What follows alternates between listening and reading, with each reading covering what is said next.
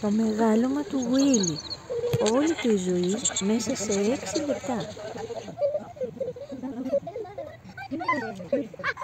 Γεια σας. Θα ήθελα να βοηθήσω όσους έχουν βρει κάποιο μικρό πουλάκι που προφανώς είναι με πούπουλα και δεν ξέρουν τι ακριβώς είναι. Τα χαρακτηριστικά που βρήκα εγώ έμοιαζε με γεράκι ή κοράκι, όμως τελικά αποδείχτηκε ότι ήταν ένα μικρό πετροχελίδωνο ή σταχτούρα όπως αλλιώς το λένε. Είναι ένα πανέμορφο μωρό, πανέξυπνα, και θα ήθελα να σας βοηθήσω πώς μπορείτε να τα φροντίσετε αν έχετε χρόνο και όρεξη και να τα μεγαλώσετε μόνοι σας. Λοιπόν, στα σοκάκια της Κέρκυρας βρέθηκε αυτό το μικρό πουλάκι. Η πρώτη μου κίνηση ήταν να μπω μέσα σε ένα pet shop και να ρωτήσω τι είναι και τι τρώει. Η απάντησή τους ήταν ότι μάλλον είναι πετροχελίδωνο και σίγουρα από το ράμφος του και τα νύχια του είναι σαρκοφάγο. Η απάντησή τους βέβαια μετά δεν ήταν και τόσο ενθαρρυντική στο ότι αν θα επιβιώσει, διότι ήταν πάρα πολύ μικρό και όλοι μου λέγανε ότι η επιβίωσή του είναι ελάχιστη. Μετά είπα να επισκεφτώ ένα κτηνιατρίο. Η απάντησή τους ήταν ότι είναι σταχτούρα ή πετροχελίδωνο όπως αλλιώς λέγεται, είναι σαρκοφάγο όντως, και η επιβίωσή του μου είπανε ξανά ότι είναι ελάχιστη. Αποφάσισα να το πάρω μαζί μου στο σπίτι και απευθύνθηκα σε φιλοζωικές.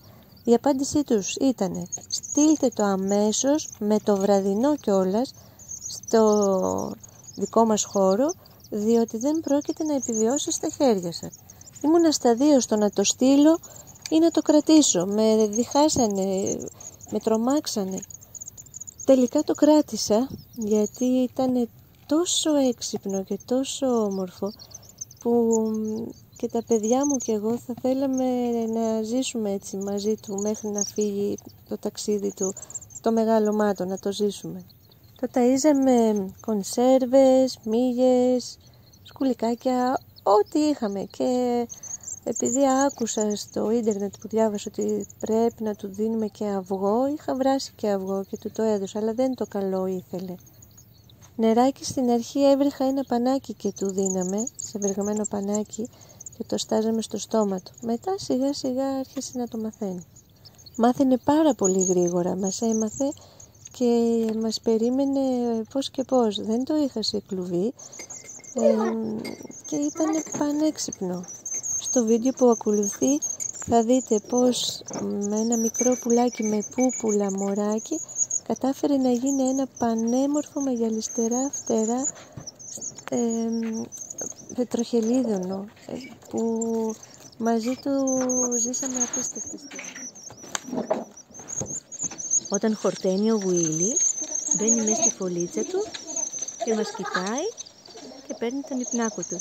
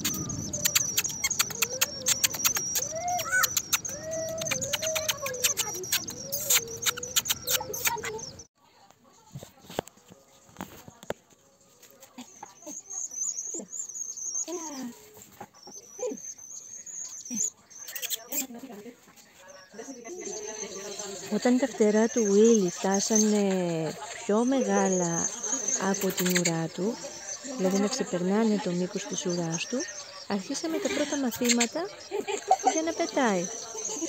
Καλά τα πήγε, τα κατάφερε μια χαρά μπορώ να πω, ήθελε λίγο ακόμα δουλίτσα.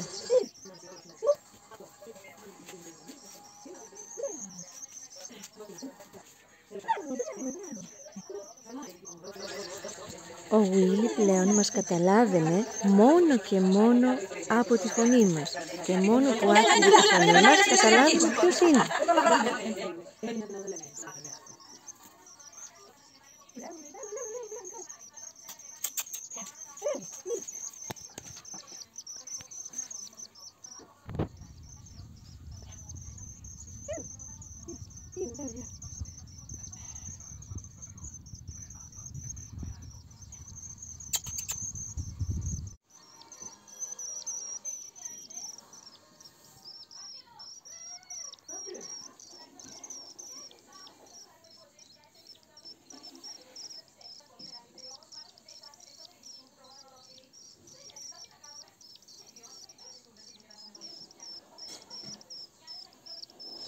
Του άρεσε να κρέμεται από πάνω μου και να απολαμβάνει τα χάδια στο λαιμό του. Ήταν απίστευτος.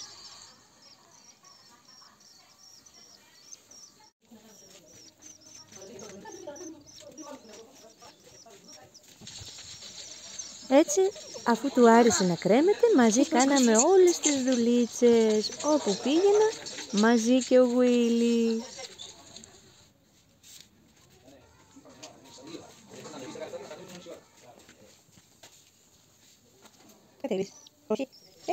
Όσο και να παιδεύομαι και να του λέω «Κατέβα Γουίλι μου, κατέβα, κατέβα, πρέπει να ντυθώ, πρέπει να αλλάξω, πρέπει να φύγω, κατέβα, κατέβα», τίποτα. Ο Γουίλι στέκεται εκεί, με κοιτάει και σου λέει «Εδώ θα μείνω, κατεβαίνω».